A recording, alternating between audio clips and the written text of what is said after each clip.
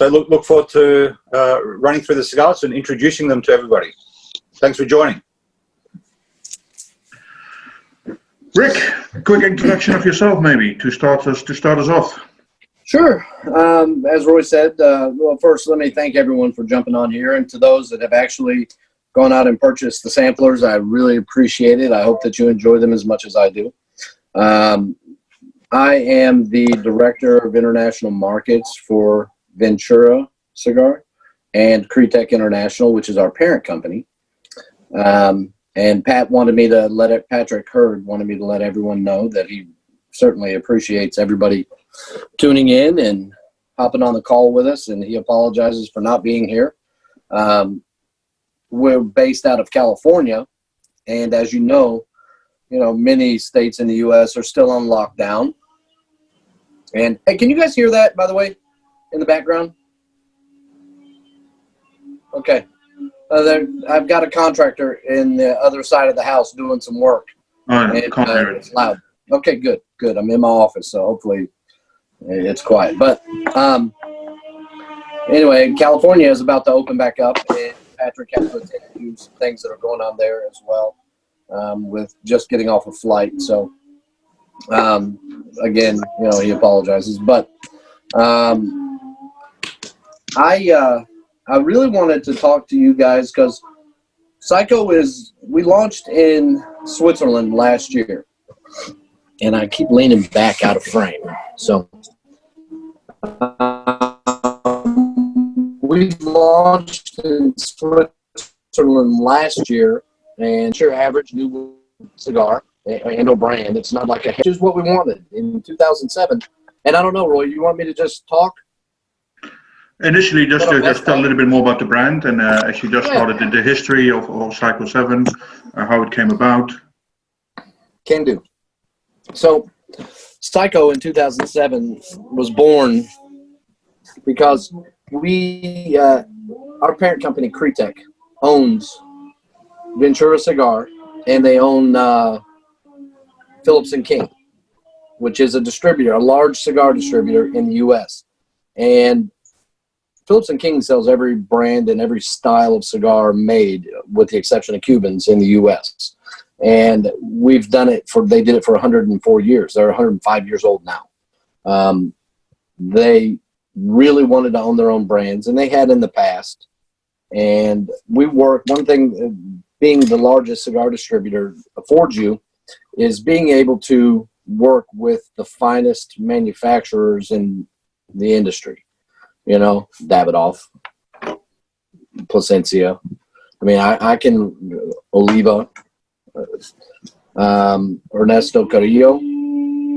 So we do get to work with some of the best ones. And when we decided to launch our brand, we didn't want to have another heritage brand, a brand that looked like our dads and our grandfathers.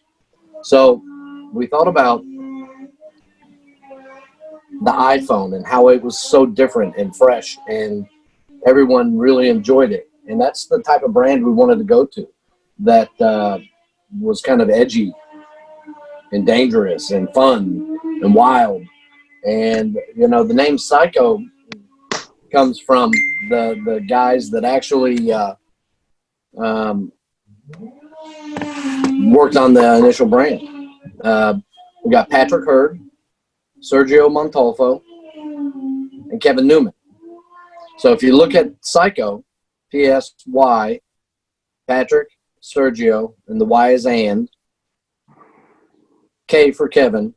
And then when they were writing it down one day, they were like, oh my God, PSyKo. We're totally running with PSyKo. And they did. They developed the brand around it. And, the rest is kind of history. Now we're doing brand extensions beyond the Davidoff line, and doing a Nicaraguan release, which, the UK will probably see sometime. Well, coronavirus has set us all back. So we'll probably launch in the next year or so. But right now, we're going to stick with the natural Maduro and the Connecticut launch for UK, and develop some legs and get some people out there smoking them, get some trial, and let everybody realize, that, this PSyKo is not just a cool brand. It's made by Davidoff in the Dominican Republic at Tabadon. That's a beautiful cigar. And for the dollars that you invest in it, you really can't beat it as an everyday smoke.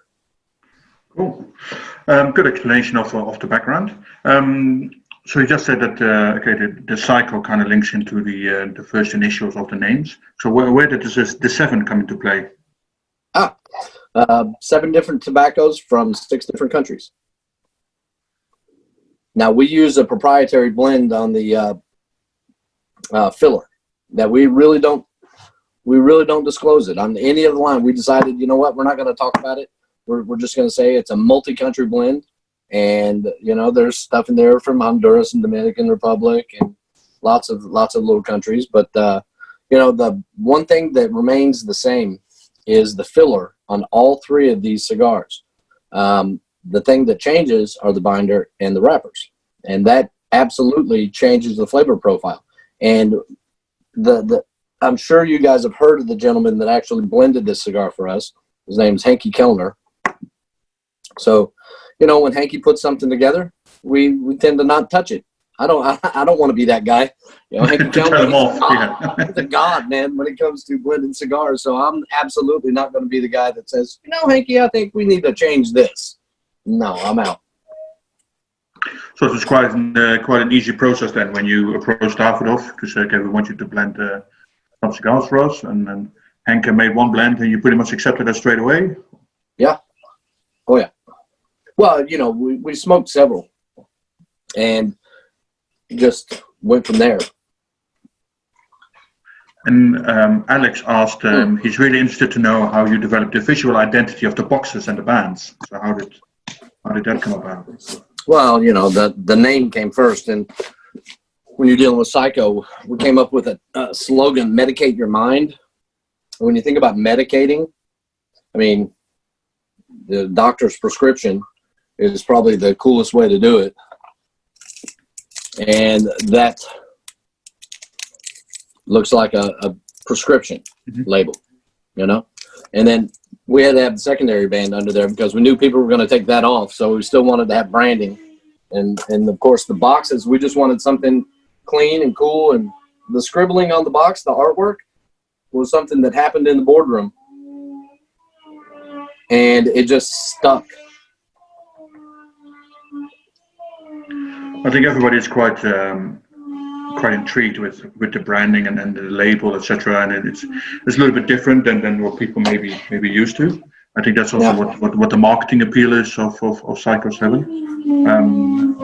As you mentioned, the filler tobacco is all the same except the binder and the wrapper. They are different on each blend. And you mentioned that there's 7 types of tobacco from 6 different countries. So which 6 different countries are involved? Well, you've got Honduras, you've got Mexico, Dominican Republic, well, Honduras, Mexico, Dominican Republic, Nicaragua. Holy crap. Okay, Roy, you're testing me. Hold on. Yeah, there's a U.S. and then there's the, God, hold on, I'm going to cheat now. I'm actually going to cheat. It's right here. Peru. Can never think of Peru. I think Peruvian tobacco is quite unusual to, you don't see it around that often. So did Henke choose those tobaccos, or did you give him certain tobaccos to work with? Well, that's a question I don't really know the answer to because I wasn't there when they were developing this brand. I came like the year after.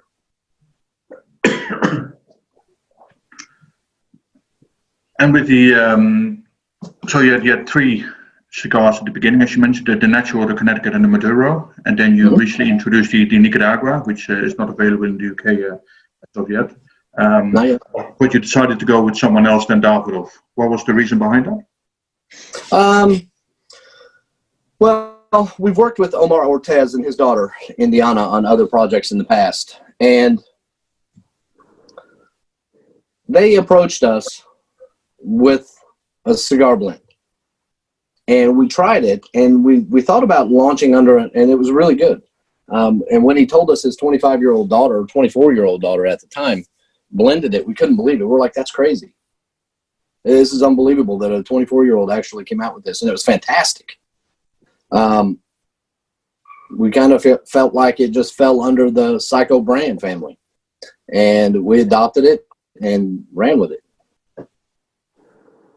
And thus far, it's working out quite nicely. There are some logistical issues, but you know, it's always easy working with Davidoff. Yeah. Because their factory is a lot smaller than the facilities at Davidoff. Mm-hmm. So did you release all 3 lines at the same time, or No. was there one after? No, which came first? Oh yeah, the Maduro Natural came first. So what can you tell us more about the Maduro? Maduro is one of my favorite smokes with bourbon. That Mexican San Andreas wrapper is beautiful, beautiful, and it's got a binder that's Sumatra, grown in Mexico. Just, I love how rich it is and leathery, and if you get a little age on it, it's just super sweet. That wrapper gets really sweet. A lot of sugars developed in that. And how did you select the different sizes, the different vitolas? Because I think the natural comes in Gordo, Toro, Robusto, and Corona. Mm-hmm.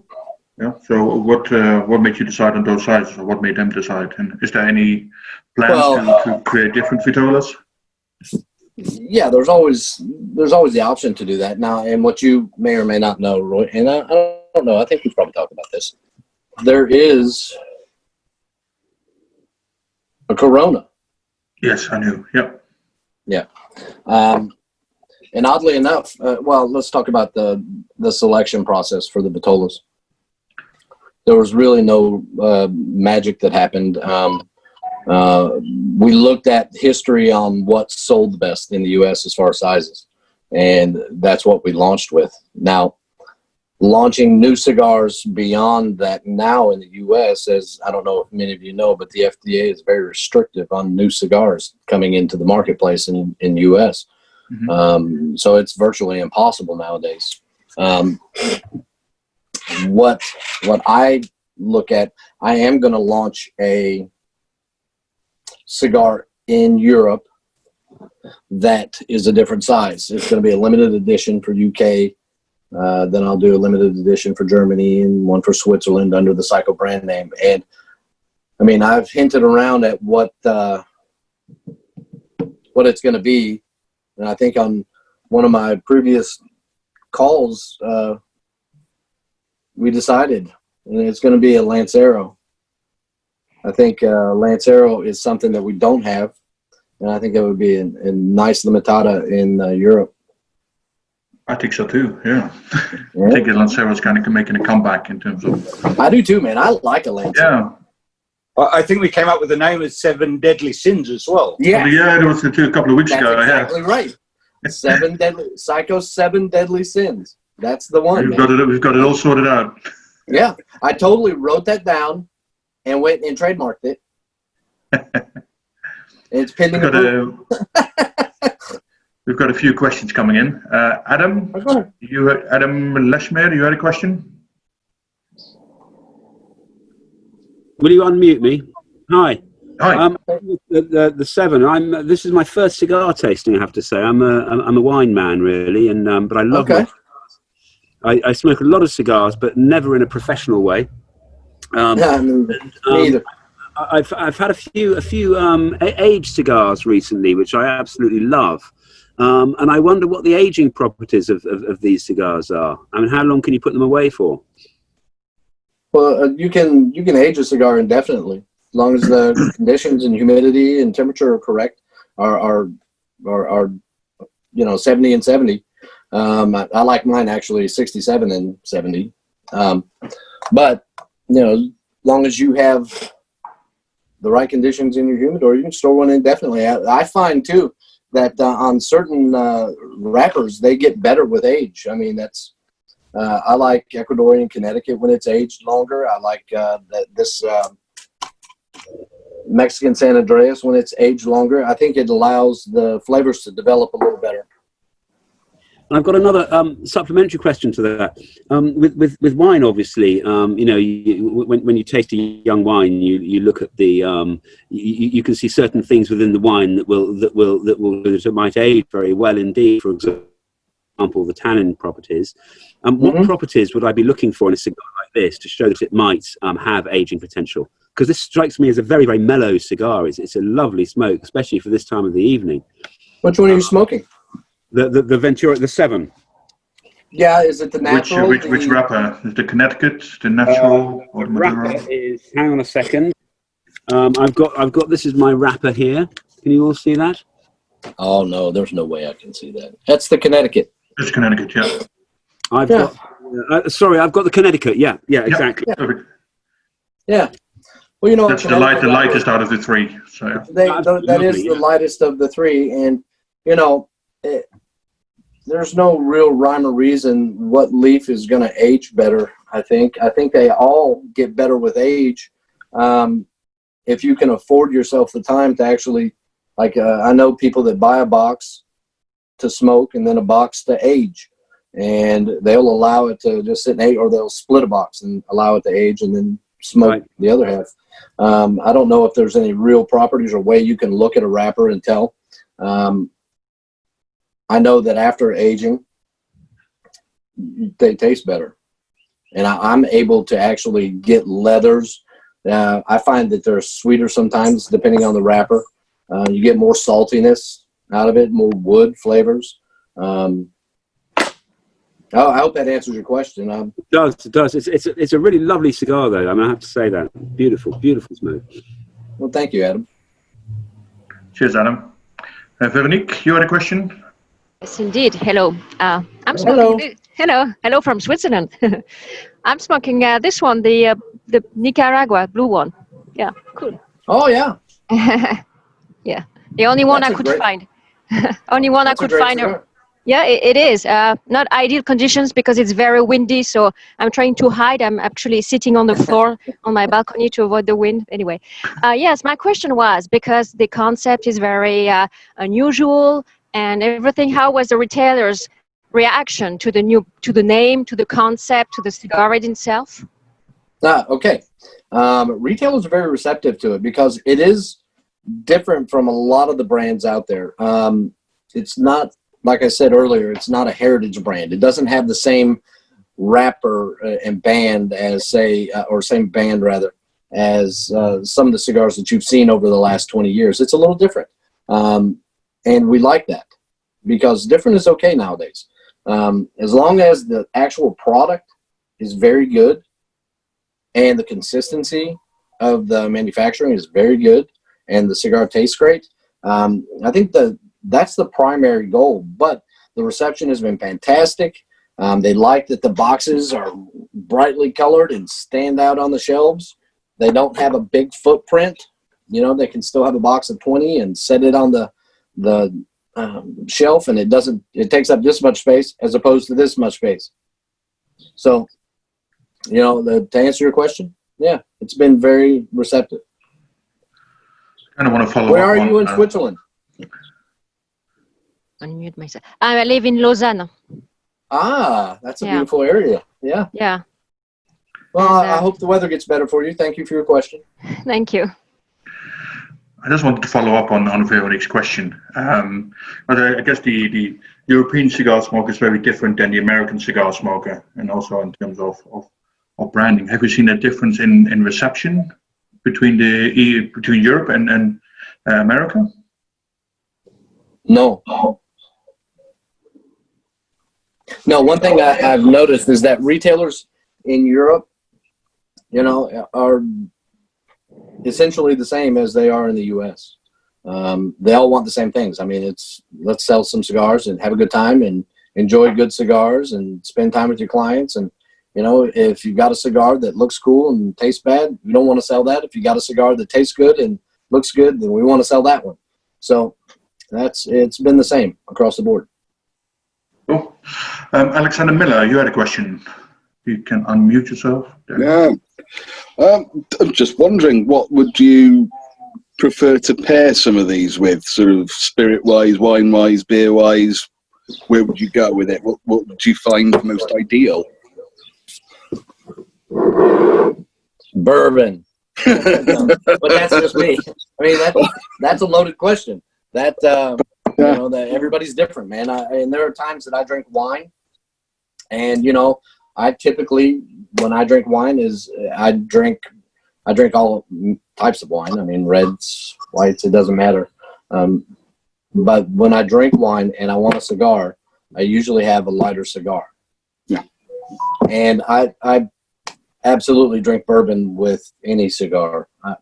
Rums are great because of the sweetness. You know, Roy's trying to win me over to the rum side, the dark side, trying to get me on rum. Absolutely. And I haven't made the switch yet, but I know We'll get there. There's hope I yet. like bourbon. I like bourbon with cigars because of the sweeter edge to it. I think it just adds something to a cigar. No, yeah, I can see that. Yeah. I think somebody's currently pairing it with champagne. Champagne goes with everything. Just so So we're they clear. say. Yeah. I'm going with the Pilsner. So. There was another question coming in. So, did you have a specific target market in mind when you're making these cigars? We're starting to see trends. Yes, we did. We're seeing trends in the cigar business over the last 15 to 20 years where cigar smokers are getting, you know, it used to be our grandfathers and our dads that smoked cigars. We're starting to see that age bracket is starting to come down, and we're having younger people, you know, all over 18 or 21 in some areas, smoking cigars. And we knew that we needed to appeal to them more. And one thing all of these guys have is an iPhone.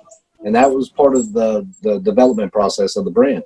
We wanted something that would appeal to a younger crowd, you know, anywhere from 25 to 40. And then also be good enough that if you put this in the hands of a 60-year-old gentleman who's been smoking cigars for 30 years, he would look at this and go, well, you know, the brand's not to my taste, but this cigar is really good. Thank you. Daniel, you had a question for us as well. Yes.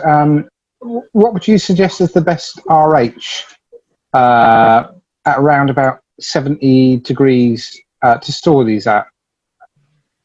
Well, yeah, you know, that's the industry standard, 70, 71, and the golden. But I personally like a cigar that's 67 to 69. Okay, yeah. Yeah, I mean, that's just me, though. I mean, everybody's a little bit different. I don't know. I think they store better if the humidity's a little bit higher and they last longer. But I don't really have any cigars that I collect. Everything I own, I use. I don't collect bourbon. I drink it. I don't collect cigars. I smoke them. I mean, I don't store them for long periods of time anyway. So. Yeah. Okay. Thank you. Mm-hmm. Thank you, Daniel. Kind of getting back to the brand as such. So how have you promoted PSyKo 7 in the last couple of years to the market? And what message have you tried to give out? Which market? Oh? If let's say a couple of years ago you were not in Europe yet, so let's start with the US, and if that message was different for Europe. Well, I mean, it's a similar story. I mean, as far as marketing goes, I mean, a brand like this, you have to get in front of as many people as you can. And with the advent of social media, it makes it a little bit easier because more and more people are getting online now to research and look at things that are out there. And, you know, it makes it easier to send your message and get in front of people. But we do a ton of events. I mean, not just like this one right here, you know.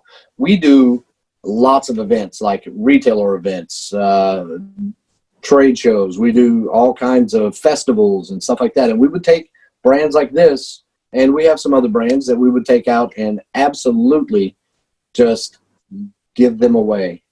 As long as they're old enough to smoke, here you go. If you're in here and you paid the money to get in here, you're getting a cigar. And this is PSyKo, and here's the brand identity, and here's the story behind it, and enjoy it. This retailer and this retailer carry it. Please go buy it if you enjoy it. And it's a grassroots type of marketing like that still works. And you couple that with social media nowadays, and plus we in the U.S. Like I said earlier, we're the largest distributor of premium cigars in the U.S. We carry every brand, every style. So we have kind of a bully pulpit. I don't want to say that, but I mean we sell to 20 to, I think it's probably up to about 28,000 different brick and mortar stores in the U.S. right now. And we put out a catalog, which has turned into a magazine with all of the cigars that we sell and all the deals, and we run monthly specials on them.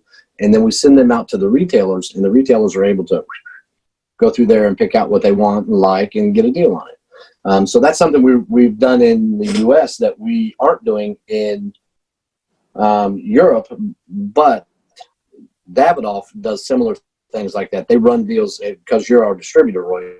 You guys will run deals for the retailer, and I'll put programs together that make it attractive for the retailer.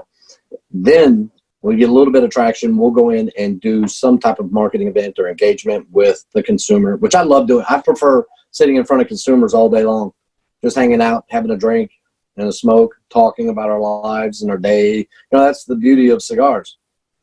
It's a great equalizer. And you can go to any smoke lounge in the world, and you'll have a janitor sitting over here smoking a cigar and a CEO sitting over here smoking a cigar, all enjoying the same cigar, talking about the same things.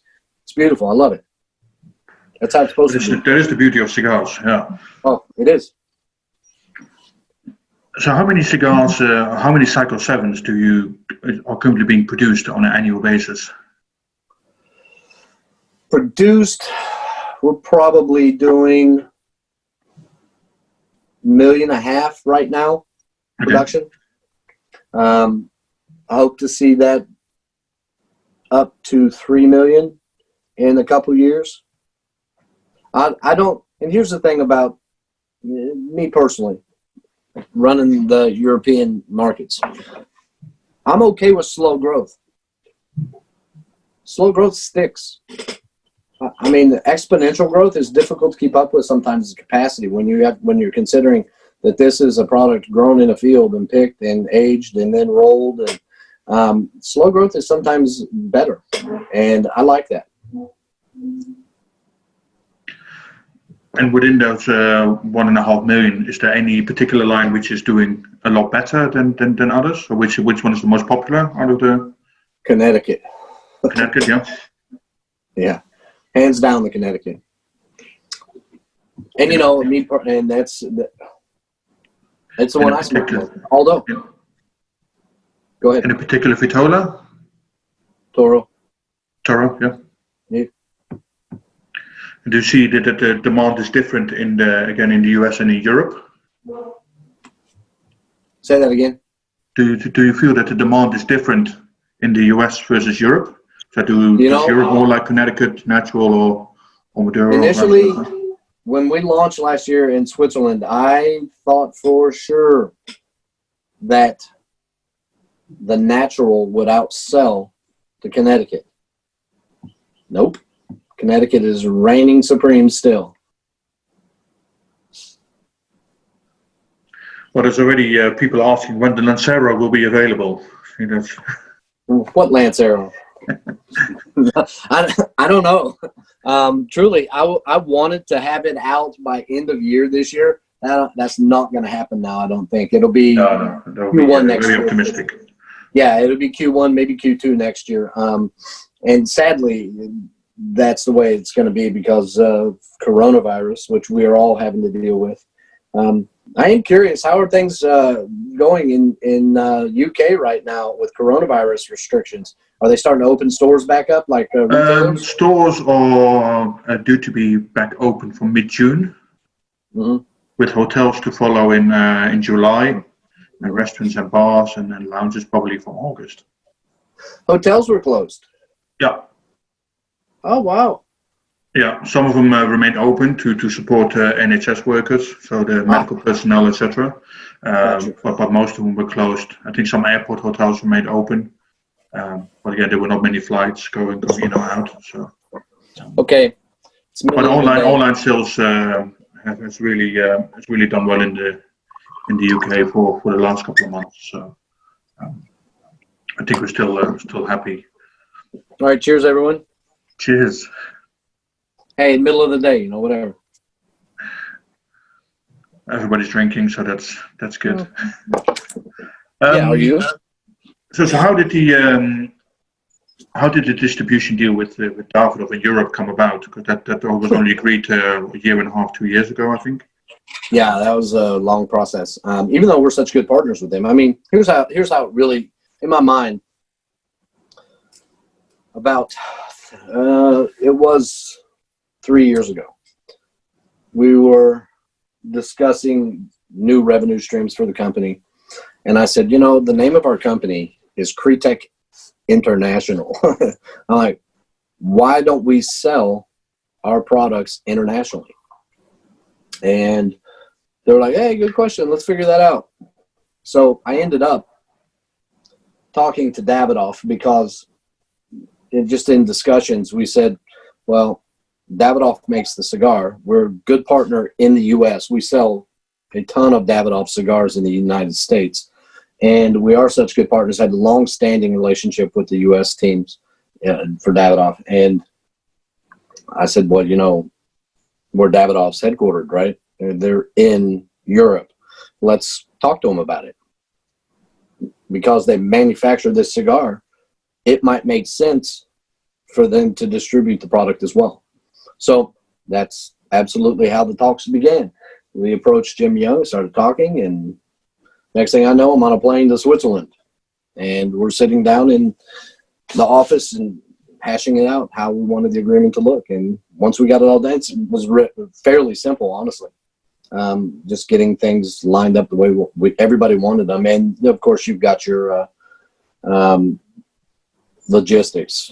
Logistics are really the worst part of this business. Getting the cigars from point A to point B and in a timely fashion and in the amounts that you want. So you initially started in Switzerland, Mm-hmm. and Switzerland, Germany, I believe.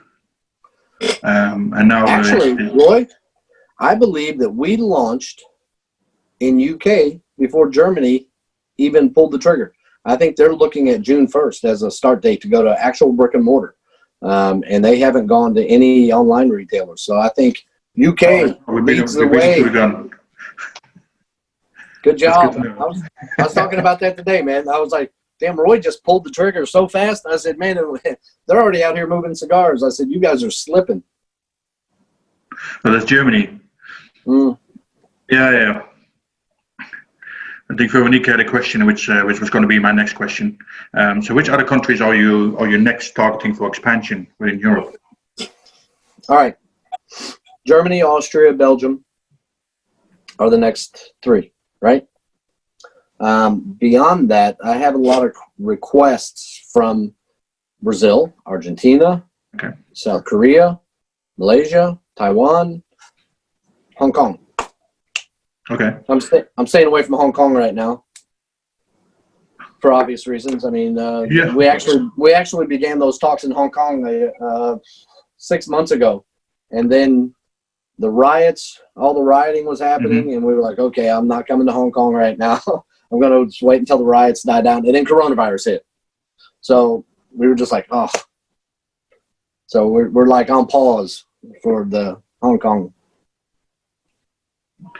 I can imagine that. Yeah, I think everything is a bit hold off for the moment now. With of course, and understandably so. Because nobody really knows what's happening in the next couple of months. No.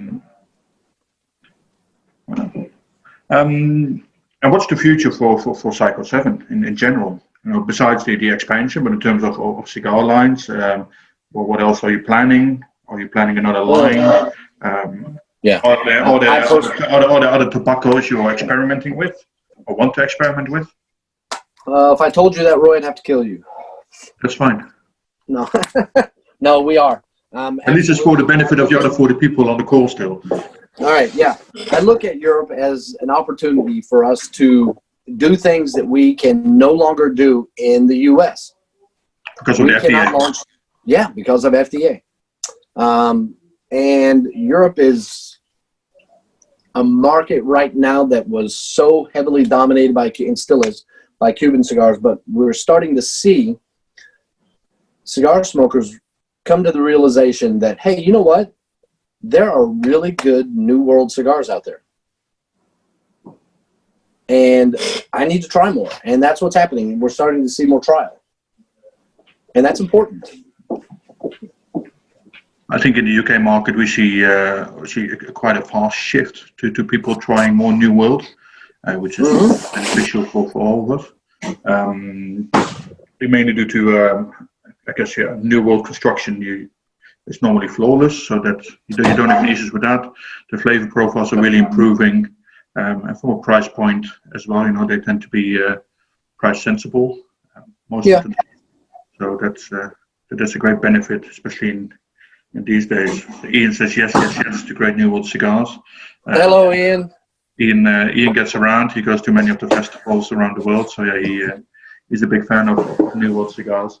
Now, is that the same Ian we met at that event? I think you met at the event we did in London. I think Ian was there. Yeah. Lovely gentleman. I like that. Very nice guy. And for Ventura cigars in general, what are the plans for Ventura?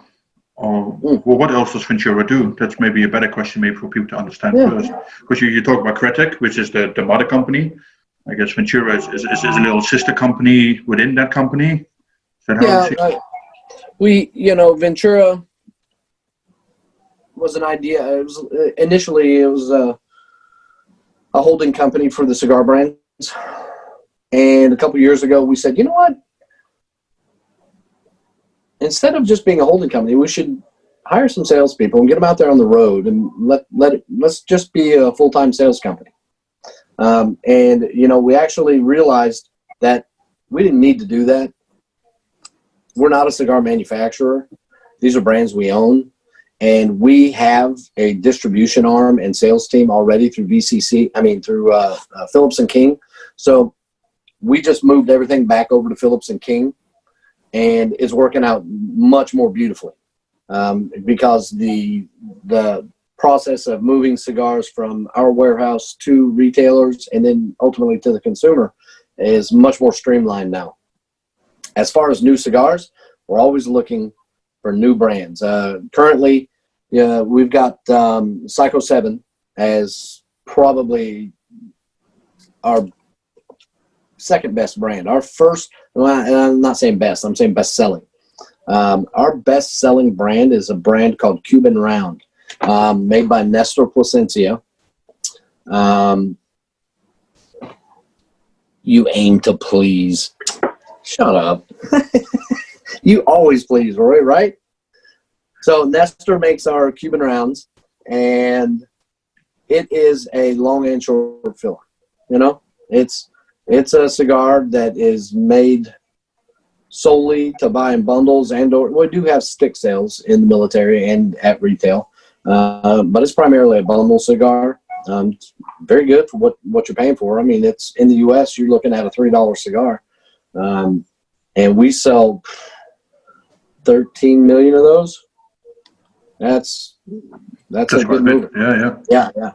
And then PSyKo, and then we have a brand called Archetype, which has a couple different families. We have Archetype Chapter 1, and Archetype is based on the Carl Jung belief of the hero's journey and his struggle as he progresses through life.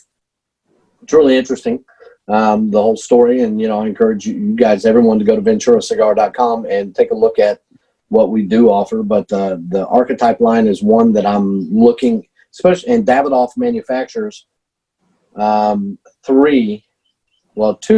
are made in Dominican, and then 1 is made by the Camacho factory. Did you know that? Yes. Oh, okay. So you've done your homework. I haven't even talked to you much about these. Yeah. And I'm looking at those for Europe. Okay. Also, very good cigars. Priced right. There's a few tweaks that we need to do before we actually pull the trigger on distribution in Europe with that brand. But we just launched a couple from Joya de Nicaragua that manufactures our Archetype Master and Pupil. Very, very good cigars. Beautiful cigars. And we launched a couple others, but we're probably not going to move forward with them. The Dawn of Destiny and Sacred Scales, probably not. I mean, it's always on the table to bring them to Europe. We'll see. I don't know. I mean, I want to see how Focus things on the go. brands you have in Europe first before entering. Yeah, I mean, that's the thing. You know, sure, we've got all these different brands, but I think the way to actually be successful in this business is to launch a brand, stick with it, support your distributors, and support the retailers in their efforts to get trial and sales, and then go on from there. You know, my job is to make you successful, Roy, and to make Cigars successful, all the online and the brick and mortar retailers. We've got a few more questions coming in. I think Daniel Harris, you were first. Oh, you're on mute, sorry. There we go. I'm there. There we are. Hi again, Daniel. Yeah. Hi. Yeah. Another question. I'm a massive fan of Davidoff, really because of the consistency, and you always know what you're getting. Mm-hmm. Agreed. How have Davidoff worked with yourselves, and can you talk about consistency of the products you're selling? You know, so really, me as a consumer, I know that, you know, one stick I'm getting is going to be the same again and again and again. Yeah. Why do you feel that way? Why is it that you want them to be consistent like that? I just like hearing everybody's reason behind this, and then I'll answer your question. I think, okay, yeah, that's fine. That's a good question. I like to feel that, you know, in certain circumstances, I want a certain smoke, I'll go to a Davidoff, and I know it's going to deliver that experience for me each time without being let down with, you know, poor draw or any other thing. Just say it. Or burn, or I'm not going to talk about other manufacturers or anything like. But Davidoff seem to be exceptionally good at delivering this consistency. And so Daniel, you're 100% right. For me personally, because I'm not only in the cigar business, I'm a consumer also, right? So when I go and I buy a box of cigars, and I pull the first one out and I smoke it and love it, I want to be able to pull the 10th of that box out, and it tastes just like the first. Yeah. Because then I feel like I'm getting my money's worth, all right? And I'll speak to the consistency of Davidoff. I have smoked countless numbers of PSyKo 7 cigars over the last 10 years, right? Yeah. I've had two that had poor draw, and it wasn't plugged. It was just poor draw. Honestly, and they all taste the same, and that is a testament to the quality of the manufacturing at Davidoff. And also, another reason it's important for me to support their efforts in our distribution. They do such a fantastic job on their cigars, and they're so meticulous about every detail that I want to make sure that I'm that meticulous when I'm helping them and supporting these brands. The cigars are just perfect. And, I can always count on that. It's so rare that I ever have somebody tell me they didn't enjoy smoking one of the PSyKo 7s made by Davidoff. So good question. I mean, I appreciate stuff like that. Gives me a chance to brag on Davidoff. Thank you. Thank you. Thanks very much. Cheers, Daniel. Steve Mulvey, you had a question. Hey, Roy, thank you. Rick, nice to meet you. Steve, you? I forgot my question now. It's to do with the community of different cigar companies. Do you find it's more of a community of different companies, or is there definite competition between you and the other brands, other manufacturers? Because, I mean, you mentioned Davidoff, you mentioned Placencia, and I know there's close networking relationship there. I mean, who is your competition, and who else would you like to work with? Well, I will tell you. One thing I always say about the tobacco business, the cigar business, not the tobacco business, but the cigar business. Sure, we're all competitors, because people ask me this all the time. You guys sell everybody's cigars, and you do business with all of them. What's that like? Isn't there a lot of fighting? No, it's healthy competition. And what I find is that it's a brotherhood to a point, and then it's business. And we all understand. There have been similar brands launched, to this. There's some stuff out there that I think kind of dance on the line, but I'm like, okay, it's not this. It's not the same cigar. And you know what? If you can be successful, go out and be successful. As long as you don't step on my toes and I don't step on your toes, we can all be friends here and battle the true enemy, which is overreaching government and regulation. And that's what I find, is that we all come together when somebody attacks the industry overall. And we all just get along, man. I mean, honestly, I have so many friends that are competitive brands in this industry. I can pick up the phone and call 5 or 6 different, brand owners in this business and ask them questions and pick their brain if I have a question about something. And they do the same with me. Sounds like the brotherhood's the same from the buyer's end as it is from the seller's end. 100%. Oh, you know why? Because we're all cigar smokers, man. I have yet to meet an asshole cigar smoker, honestly. Well, that's a lie. I've met some assholes. I've been called an asshole. Thanks, I'm being honest. Yeah. I think with the different cigar brands, it's also a lot about the passion they share for the same thing. They all, and then they learn from each other as well, which is always good to see. Chris Metcalf, you had a question. Hi guys, sorry, apologies for leaving, my gardener came round. No, that was just answered. It was very similar to the last 2 questions, but I'm actually smoking the natural. Absolutely, straight off the bat, what an incredible stick. Fantastic smoke. And with those 2 questions just being asked and answered, I just wanted to say, keep up the good work. I'm glad I bought that sampler, and I will be purchasing more. Great stuff. Good news. Fabulous. Thanks, Chris. That is good news. Thank you. I think Veronique had another question.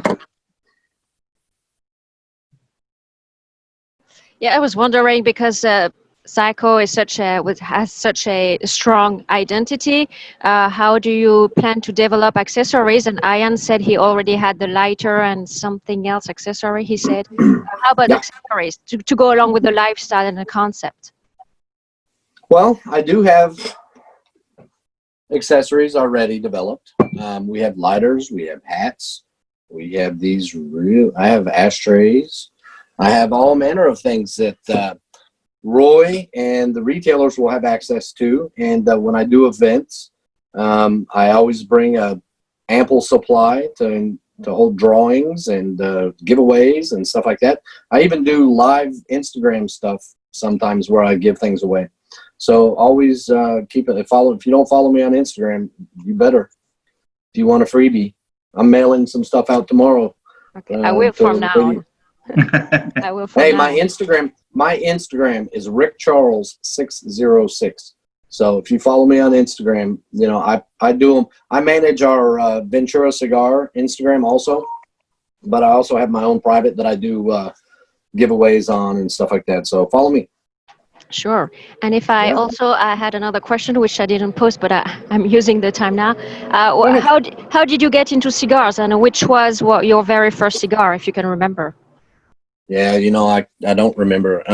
I was probably 14 years old when I smoked my first cigar, and I stole it from my grandfather out of some paper box. I don't even know. I have no idea what it was. Probably a King Edward. You know, if I'm thinking correctly, it was probably a King Edward, and I smoked it, me and my buddy, and got sick. Didn't smoke another cigar till I was in the Navy. I was in the U.S. Navy for a long time, and I was 20-some years old. And yeah, and the rest is history. I got into the cigar business. That's a much longer story. I used a product called Swedish Snus, which is this. I still use it to this day. It's a small tobacco pouch manufactured in Sweden.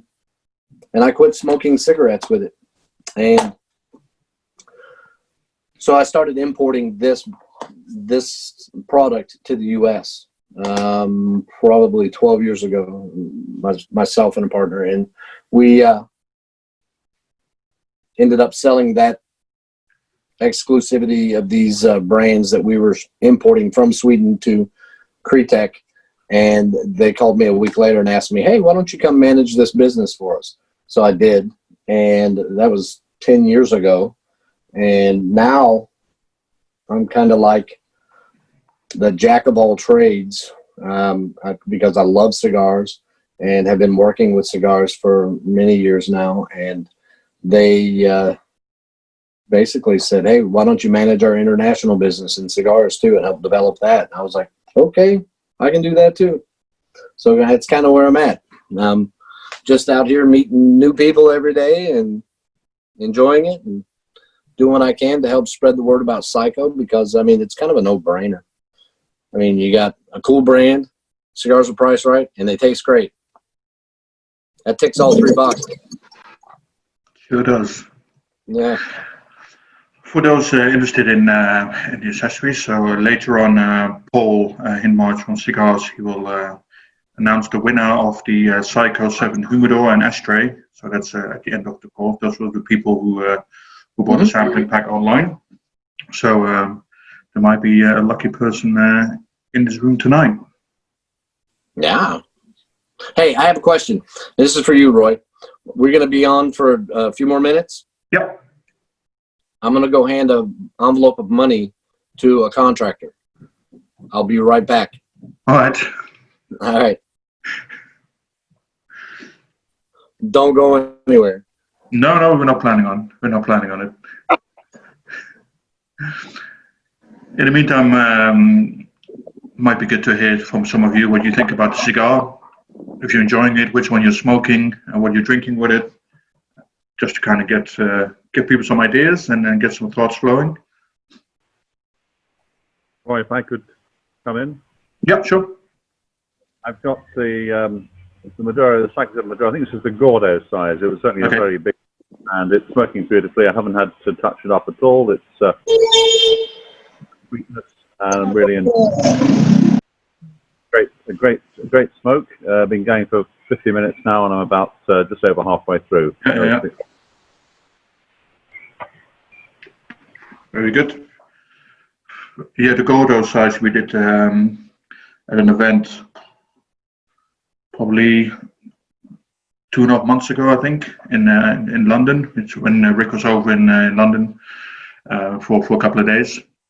That's the Gordo size which Ian has. Unfortunately, we don't do the Gordo in the UK. It was mainly due to the weight of the cigar and the tax on the cigar, which kind of would price it out of the market. So that's why we decided on Robusto and Toro. So you're one of the lucky few who had the 6x60.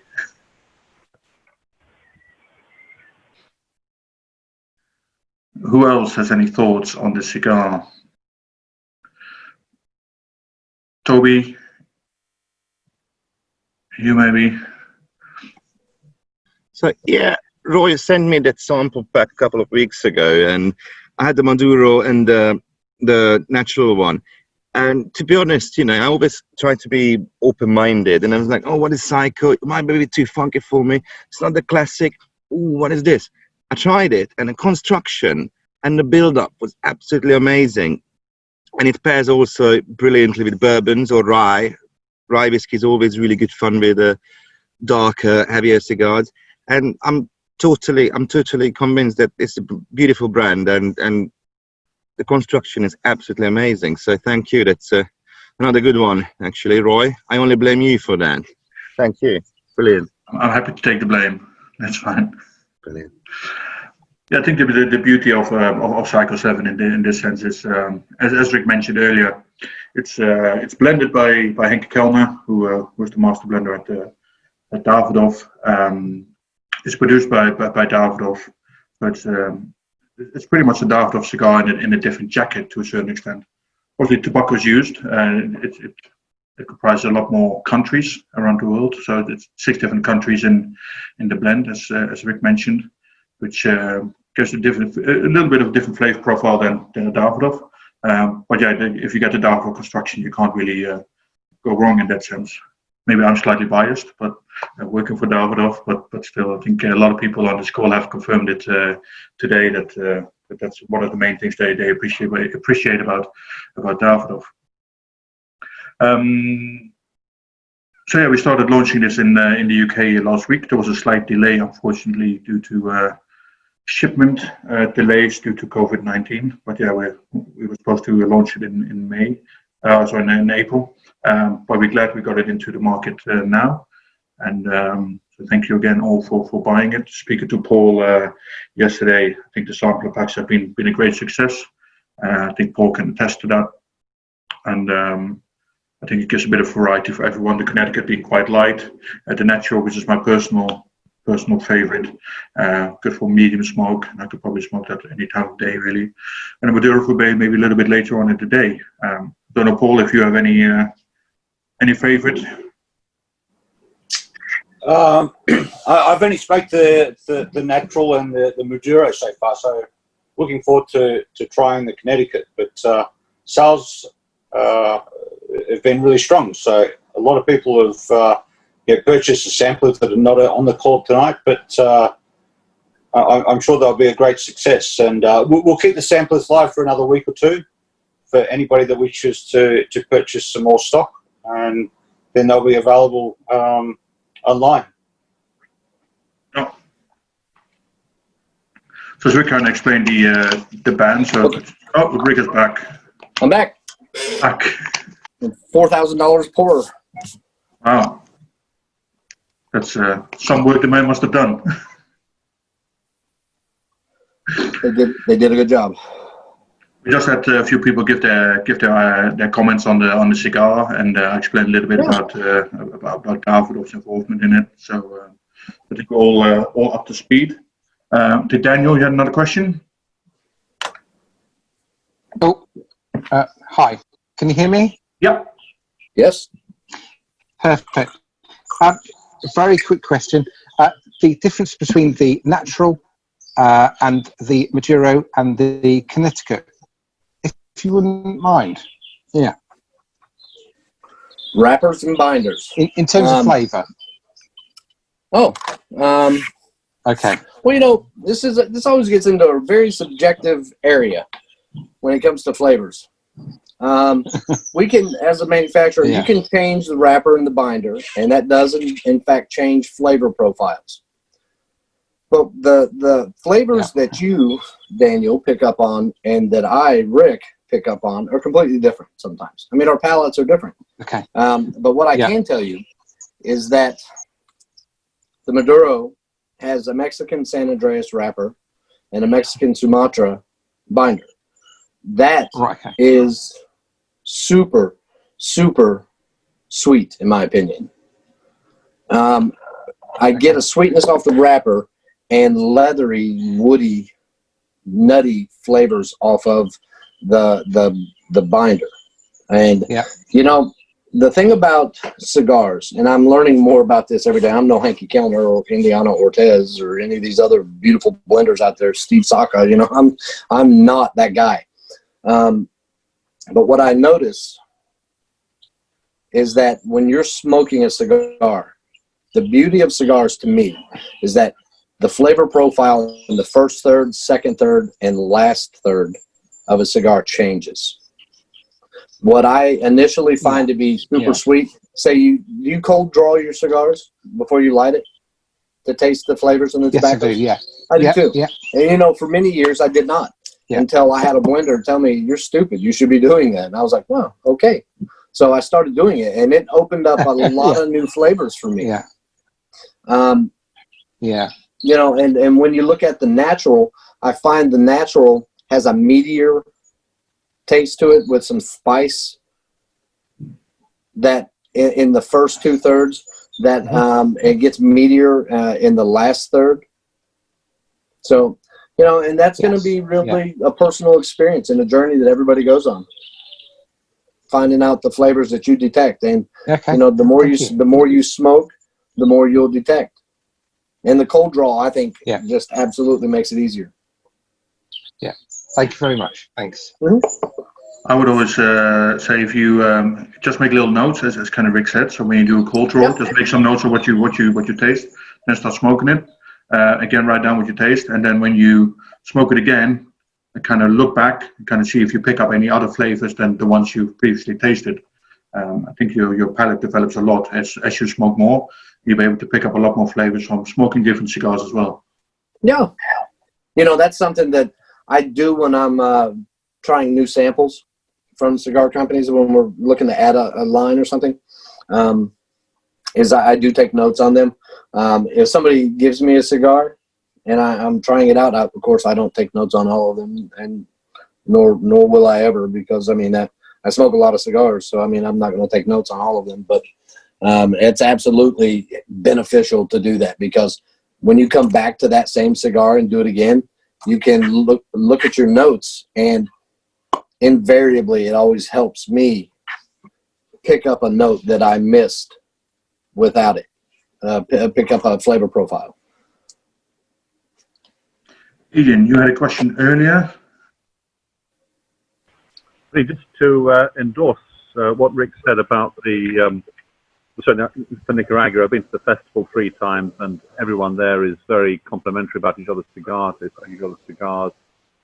I don't think I've heard anybody being critical of another manufacturer, and I think it's good for the industry. I mean, we want more people to get into it. We want people to enjoy cigars, and if I don't like a particular cigar, well, somebody else may love that cigar. Cigar, you know, I happen to like this one. Somebody has put their heart and soul into it. It's a handmade product. They're all working really hard. The people on the factory floor are all working hard to produce a good quality product, and I think we should appreciate that. I don't often like these sort of comparisons between cigars. As you said, each palate is different, and I think you know, find cigars that you like and appreciate them, and even try a cigar later. I think I may have mentioned to you when we met, Rick, I had an archetype 2.5 years ago at the festival. It wasn't smoking well. I had the same cigar 18 months later, and it had completely transformed, and it was a great smoke. And find that with cigars. So, you know, even if you don't like a cigar, perhaps give it a try, mature it for a little bit, and see if it changes. It's true. I've had the same thing happen, Ian. I pick up a cigar that I smoked, and I was like, that's really kind of one-dimensional and bland. And then I put it in my humidor for 6 months and forget about it. And then one day when I'm cleaning my humidor out or putting water in the humidifier, I find it, and I go, let me try this again. And all of a sudden, it's a different cigar. That goes back to Daniel's question. I believe it was Daniel that asked about aging cigars. You know, it does allow flavors to develop in the tobacco. You get sugars that develop, and it really does enhance the smoking experience, in my opinion. That must make it actually quite hard when you're sending cigars to the magazines for review, because, you know, they will give it, you know, 90 points or whatever, 92 points, and then the same cigar 6 months later could have got quite a different score. Yeah, it's a true. There's a balancing act there. I have ashed myself. We've all done that. Yeah. Thanks, Ian. Tobias, you had a question. Yeah, so one of my fun jobs is to write tasting notes for wines, spirits, all sorts of stuff. And I always look at it as fairly similar to cigars. So you sniff a wine, a whiskey, and you get the aromatics. It's a little bit like the cold draw of the cigar. Take the note down, and then when you're actually lighting the cigar or actually tasting the wine or spirits or whatever, you always see if that was actually just a promise that was delivered or maybe never delivered, or what's happening between the aromatics and the palate of the drink. The same with the cold draw and the actual smoking experience of the cigar. And it really helps me to write tasting notes and to confirm what's happening. So probably Adam agrees with me with that. So it's always helpful to do the cold draw, just to test the cigar first and have a smell. I would like to ask you a question too regarding that, because that's something that we haven't really done with this brand, is that we haven't sat down and done a listing of the tasting notes. I've thought about it, and we've played with the idea of doing it. We just never have, because we wanted each person to be able to experience it on their own. And you get an aficionado like yourself. See, I'm a huge fragrance person. I enjoy fragrance also. So it's very similar. It's very, very similar to the aromatics in wine and cigar.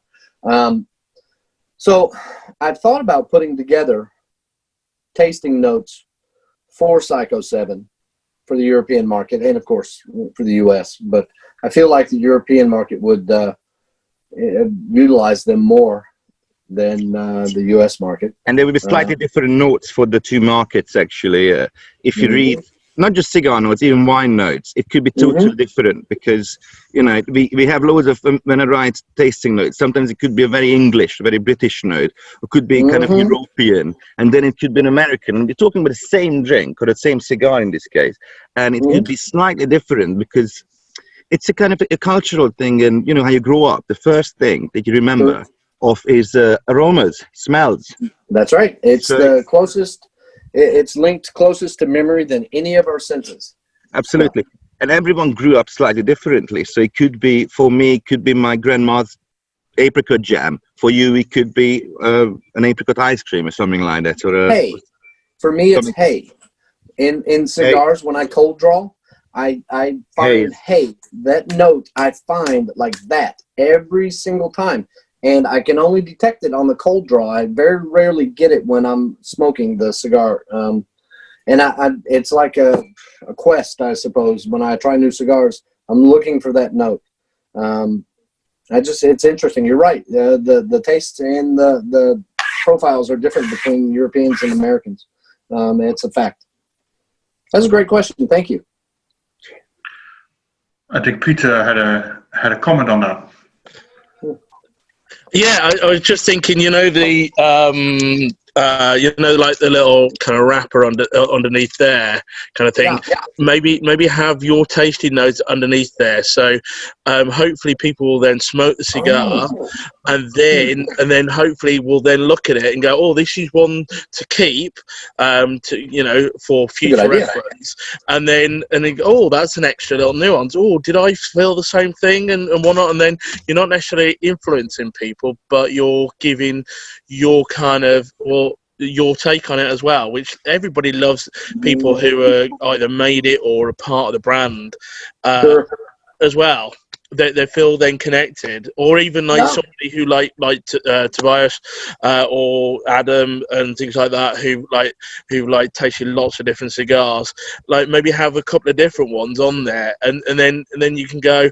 It's not there right in your face. It just gives that a little bit of hiddenness as well, and adds a little bit of nuance.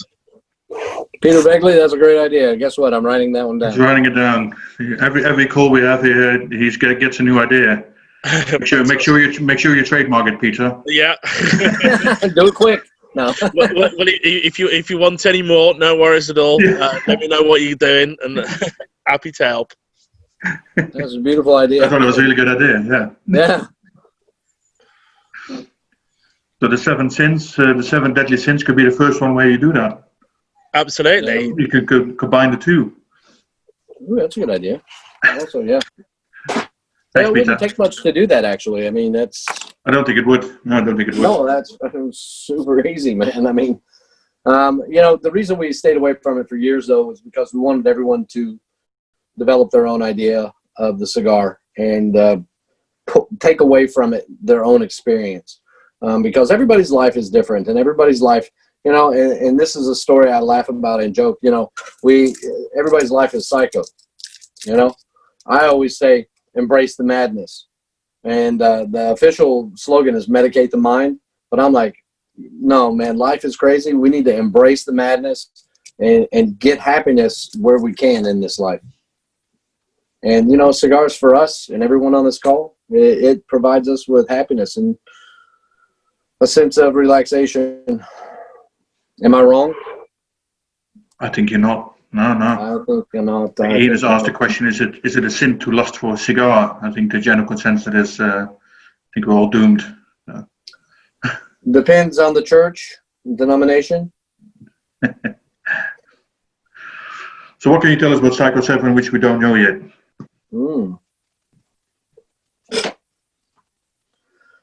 I don't know. I'm pretty much an open book, man. I mean, I tell all my secrets, apparently. I mean, I'm talking about the Lancero and the new name. You guys helped develop that. I don't really have any secrets right now on PSyKo 7.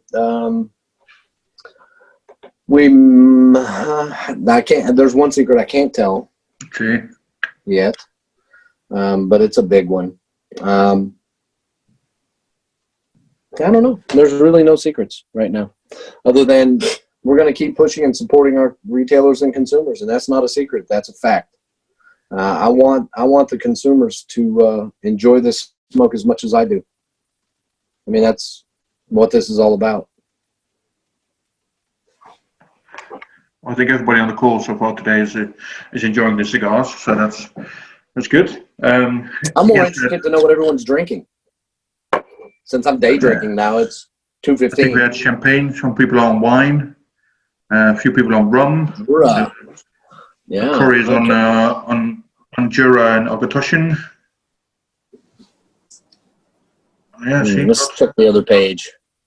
Somebody's on water. Ray. Arrogant. I'm always drinking water. Tea. Stella. There's a big variety of. Peter is on Glenrot's. Andreas is drinking Stella. Canadian Club. Small batch. You're a bourbon fan, Rick. Barton's 1792 small batch bourbon. Ooh, what was that? Barton's 1792 small batch bourbon. Blanton's or Barton? Barton's. No. I don't know this bourbon. No, it's 1792. It's made in the Buffalo Trace distillery. Oh man, I would like to try that. Yeah. Well, next time you're around. Yeah, Blanton's is a different brand. Yeah, Out of the same distillery. I thought he was reading it from a bottle and read it wrong. Sorry.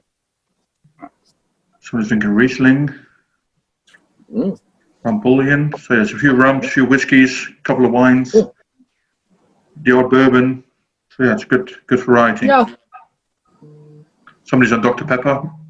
I hate Dr. Pepper. My entire family loves Dr. Pepper, and I can't stand it. I think it tastes like dirty cherries. What? Dirt and cherries. All right. It's just me. I don't know why. Who's drinking Dr. Pepper? I want to know. Who is it? Paul is on the Corona. Speak up, Dr. Pepper. I'm calling you out. Me. Who's me? Me. Reese. Reese? What are you doing? Love root beer as well. Root beer's the one. I love root beer. Love it. Similar. I drink all manner of root beer. How do you, my wife, you and my wife will get along. She likes the Dr. Pepper. Well, it doesn't matter what you're drinking. Enjoy it. As long as you enjoy it, it's all that counts, brother. Absolutely. Absolutely. I think we've come to towards the end of the session. I think the only thing left for us is Paul to announce who won the humidor and the ashtray. Absolutely. Yeah, thanks, Roy. We did a random draw for anybody that purchased the samplers off online from Cigars, and luckily Steve Mulvoy is on the call. So congratulations, Steve. And, all right, Steve. Happy days. We'll organise with Roy to get the humidor and the ashtray organised to be sent out to you. Well, he's got my details. Now, I have a question. Do you have everybody's name loaded into a random generator? Yeah, we did that this afternoon. Yes. Oh, I was going to say, if you wanted to do another drawing, I'll throw in ashtray and hats and all kinds of things for someone else. I'll do another one for you. I don't have that random generator now, but okay, all right.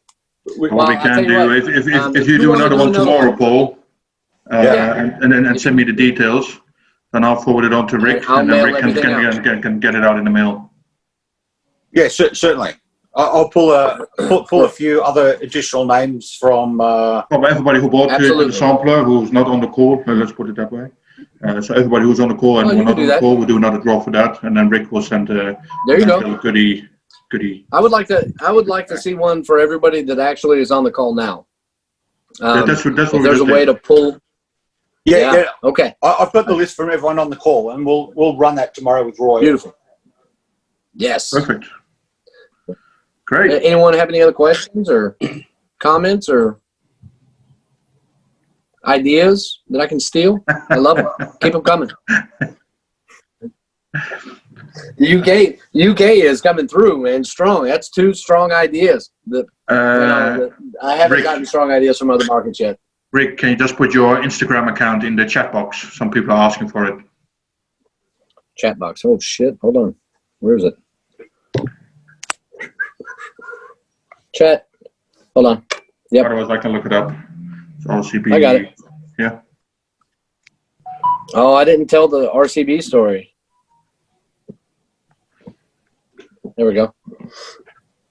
There we are. Rick Charles 606. So my nickname with the company for 10 years now has been RCB. Like RCB, right? And I got that nickname because we were in a board meeting and we were all sitting around this giant, and you should see this boardroom. It's beautiful. I mean, it's very, very nice. And we're sitting around this giant table. We're talking about tax implications and because in the U.S. It's like 50 different countries, right? I mean, each state has different tax law. So they were asking me questions about a certain state and its tax code, and I was like, well, you have to do it this way because that's the law. And they're like, but why? And I'm like, because I'm Rick Charles, bitch. And from that moment on, I have the CEO of our company looked at me and he goes, oh my God, that's your nickname, RCB, Rick Charles, bitch. And I get, to this day, I have not been able to live that name down. I guess that's my nickname forevermore now. I get emails addressed to RCB. I get mail at home from the company and it says RCB instead of Rick Charles. I'm like, come on, guys. That's my name, Rick Charles. Call me Rick Charles. But everybody calls me RCB. Even when I go to other countries or to events in the U.S., it's RCB. Hey, RCB. Well, you made your Instagram. For those of you following me. Yeah, you made your Instagram name RCB, so yeah, that's... Yeah. For those of you that are following me, there'll be a time that I do a drawing based on who knows my nickname and the origin story the fastest. Whoever answers first gets something nice. I'm planning that actually. I don't know when. Very good. Cool. But I want to thank everybody for getting on today. Today was good. I enjoyed it. I have a pleasure meeting everyone. I hope that the travel restrictions are lifted soon so that I can come and do an event in person. And we can have some drinks together and some cigars and, you know, do it the right way. I mean, this is nice, but it's always better in person. Always better. Yeah. Cool. Then you get the full experience. The full Rick Charles experience. It's much different in person. It actually is. Yeah. Mm-hmm. You throw some espresso martinis in me, it's a whole different world. You're done. Yeah, you're done. Yeah. taxi to the hotel. That's Yeah. what it ends up with. Hey, look, when I was doing my expense report from that last event, I was like, the Hippodrome. What the hell is the Hippodrome? I don't even know. I vaguely remember going to the Hippodrome. I have receipts from the Hippodrome. I'm like, what? Okay. We went to the Hippodrome. Did go to the Hippodrome, indeed. Yeah, it was fun. Good time. I'm ready to go back. First available flight. You're on it. Yeah, my next trip will be a 2-week trip for sure. So yeah, I'll incorporate events in UK, Switzerland, and potentially Germany. Yeah, Germany, Austria. Yeah. So anyway, guys, that's good. I appreciate you guys coming out. Enjoy the cigars. Go buy lots of cigars. I have kids in college and more contractors on the way. So perfect. Thanks everyone for joining us again today. On behalf of Cigars, thanks to everyone for joining us. If you go to the website, on the front page, you can look at all the upcoming virtual Herf events. We have Oliva, next week. We're doing a live factory tour online for the call, so hope to join us. And then we've got some following Davidoff events for the following 2 weeks as well. Yeah. You guys enjoy them. Oliva makes great cigars. They do. They make an archetype for us, by the way. We'll talk about that some other time. Will do. Bye, y'all. Thanks, guys. Cheers, guys. Thanks, Rick. Thanks, Roy. Thanks, everyone. Bye.